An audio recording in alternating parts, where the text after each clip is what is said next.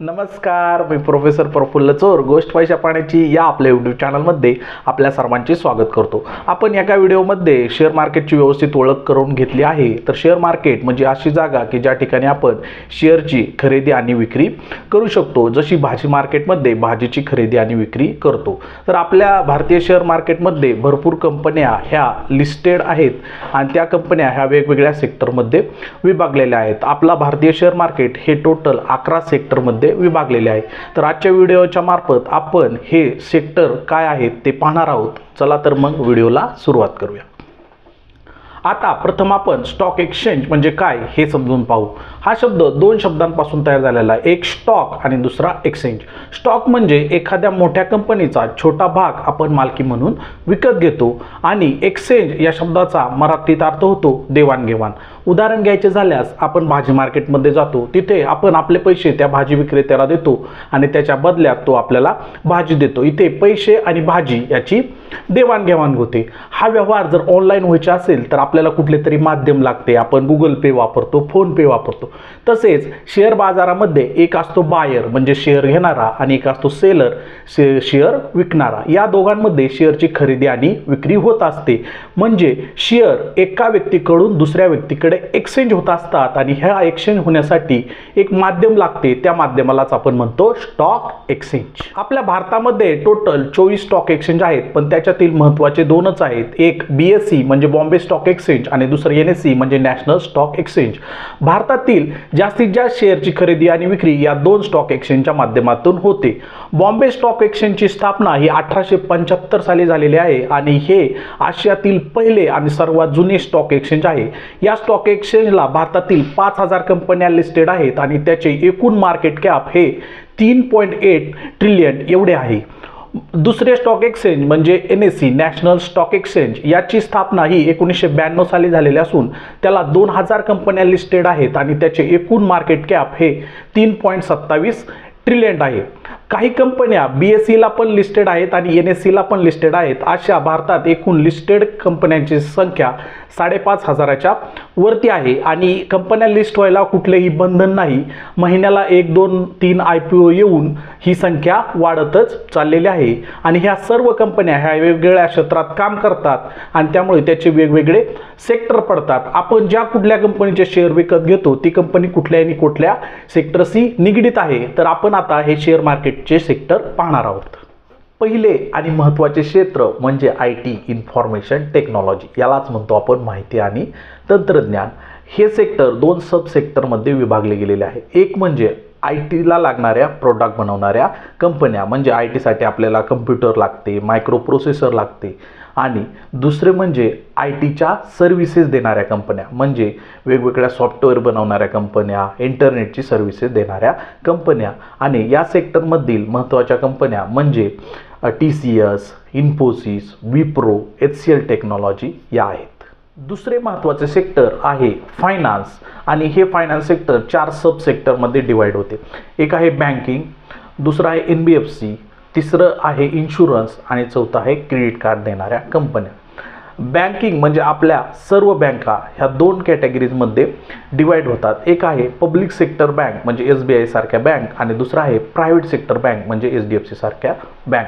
NBFC म्हणजे non banking finance कंपन्या. या कंपन्या फक्त फायनान्स द्यायचे काम करतात, त्या कुठलीही बँकिंग सर्व्हिस देत नाहीत, म्हणजे जिओ फायनान्स, बजाज फायनान्स.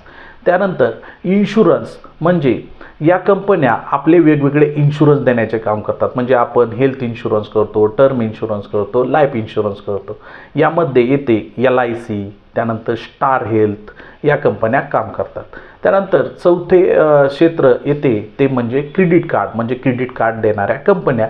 यामध्ये उदाहरण घ्यायचे झाल्यास SBI क्रेडिट कार्ड हे आहे. हेल्थ केअर, यामध्ये आपल्या हेल्थच्या रिलेटेड सर्व्हिस देणाऱ्या कंपन्या येतात, म्हणजे वेगवेगळे औषध बनवणाऱ्या कंपन्या आणि त्याची सप्लाय करणाऱ्या कंपन्या म्हणजे सिप्ला, सन फार्मा, त्याचप्रमाणे डॉक्टर रेड्डीज.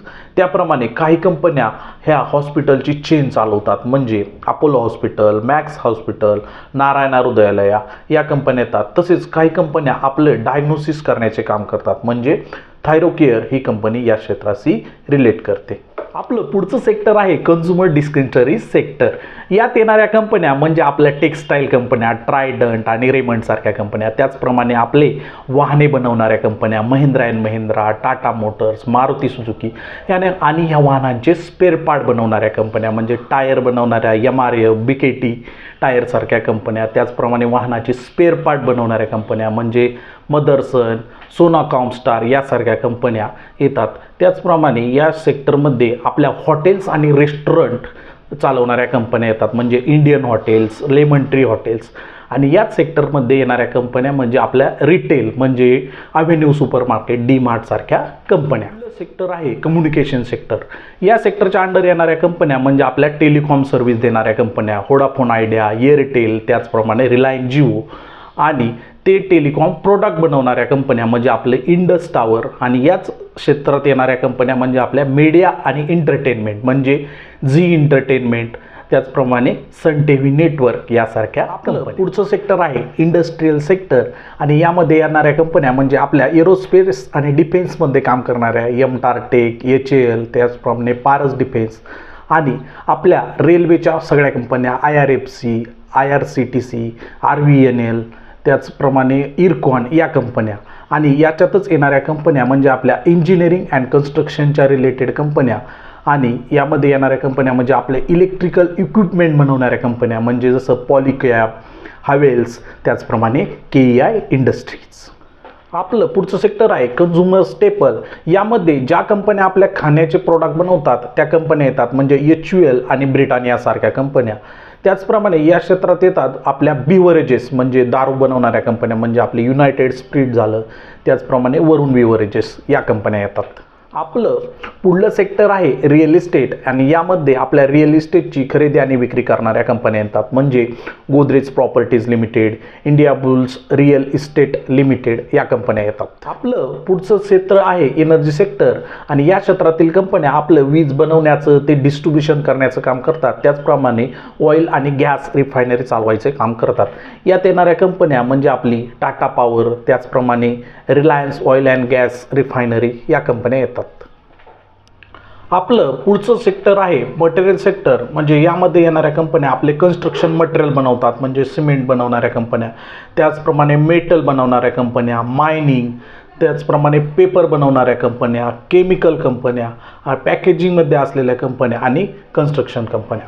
उदाहरण घ्यायचे झाल्यास अल्ट्राटेक सिमेंट, त्यानंतर दीपक नायट्राईट, त्याचप्रमाणे हिंदुस्तान झिंक आणि L&T कन्स्ट्रक्शन या कंपन्या या क्षेत्रात येतात.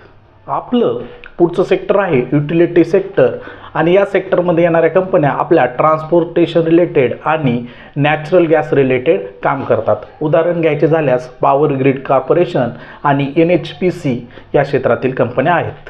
आपल्या शेअर बाजारातील एकूण कंपन्या ह्या 11 सेक्टरमध्ये विभागलेल्या आहेत. या सेक्टरचा व्यवस्थित अभ्यास करून आपण स्टॉकमध्ये इन्व्हेस्टमेंट न करता स्टॉक मार्केटमध्ये इन्व्हेस्टमेंट करा म्हणजे आपल्या पोर्टफोलिओचं व्यवस्थित डायव्हर्सिफिकेशन करा म्हणजे आपली रिस्क बऱ्यापैकी कमी होणार आहे. आणि व्हिडिओ आवडल्यास तुम्ही लाईक करा, तो आपल्या मित्रपरिवारामध्ये शेअर करा आणि तुम्ही गोष्ट पैसा पाण्याची या चॅनलवर प्रथम आला असेल तर चॅनलला सबस्क्राईब करायला विसरू नका. धन्यवाद.